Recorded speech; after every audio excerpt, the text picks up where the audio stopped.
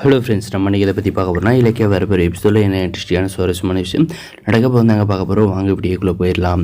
நம்முடைய அஞ்சலி பார்த்திங்கன்னா ஓவர் டிப்ரெஷனில் பார்த்திங்கன்னா ஒரு மூளையில் போயிட்டு கூணுக்குறி எப்படி மூஞ்சை வெளியே காட்டுறது அப்படின்ற மாதிரி பதுங்கி இருக்காங்க ஒரு மூலையில்.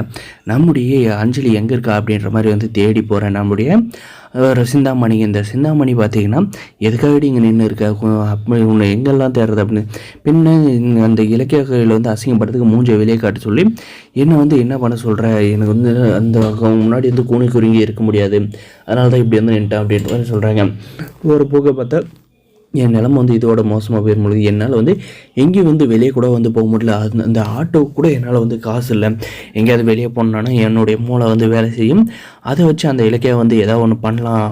ஆனால் அதுக்கு கூட வழி இல்லாத பண்ணிட்டா. என்னுடைய அப்பா காசை நான் எடுக்கிறது தெரிஞ்சு அவள் அதை தடுத்துட்டா.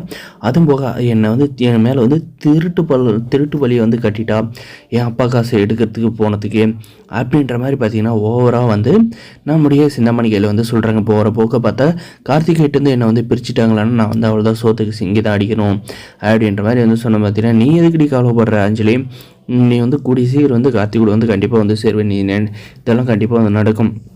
நீ சிங்கம் மாதிரி இருந்தபடி ஏன்டி இப்படியெல்லாம் யோசிக்கிற, நீ கூடிய சீக்கிரமே பார்த்தீங்கன்னா அந்த வீட்டுக்கு போயிட்டு அந்த இலக்கியாவை ஆட்டி படித்து அந்த இலக்கியாவுக்கு மேலே ஒரு படி ஈர்க்க போகிற அப்படின்ற மாதிரி பார்த்தீங்கன்னா நம்முடைய அஞ்சலிக்கிட்ட இந்த சிந்தாமணி நல்லாவே ஏற்றி விட்றான்.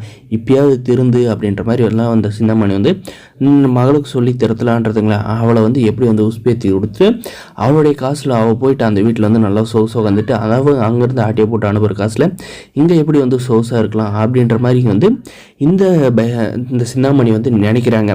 அதனால் பார்த்திங்கன்னா இவங்கெல்லாம் கடைசி வரையும் பிளான் பண்ணவங்களை தவிர செயல்படுத்தணுன்ற போகிற பார்த்திங்கன்னா வசமாக நம்ம இலக்கிய கையிலும் கௌதம் கையில் மாட்டி மூக்கை உடச்சிக்கிட்டு மறுபடியும் எப்படி கௌதம் இலக்கிய ஆளிக்க போகிறோம் அப்படின்ற மாதிரி யோசிக்கிறதா அவங்களோட வேலையாக வந்திருக்கும். இவங்கெல்லாம் யோசிச்சு இந்த மாதிரி நம்ம இலக்கியா எப்படி கீழே கொண்டு வரது, நம்ம எப்படி மேலே கொண்டு போக போகிறோம் அப்படின்றதுல யோசிச்சு இவங்களுடைய வாழ்க்கை பாதி போயிட போது. கடைசியில் சோத்துக்கு சிங்கி அடிக்காத குறையாக பிச்சை எடுக்க போகிறாங்க. வரப்போகிற எபிசோடில் இதான் நடக்க போகுது.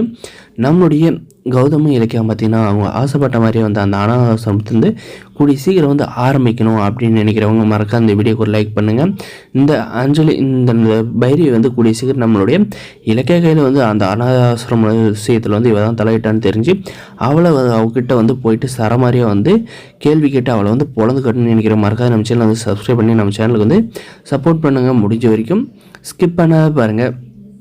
வரப்போகிற எபிசோடில் எல்லாமே இந்த மாதிரி தான் நடக்க போகுது. முடிஞ்ச ஸ்கிப் பண்ணுங்கள். தேங்க்ஸ் ஃபார் வாட்சிங் கைஸ்.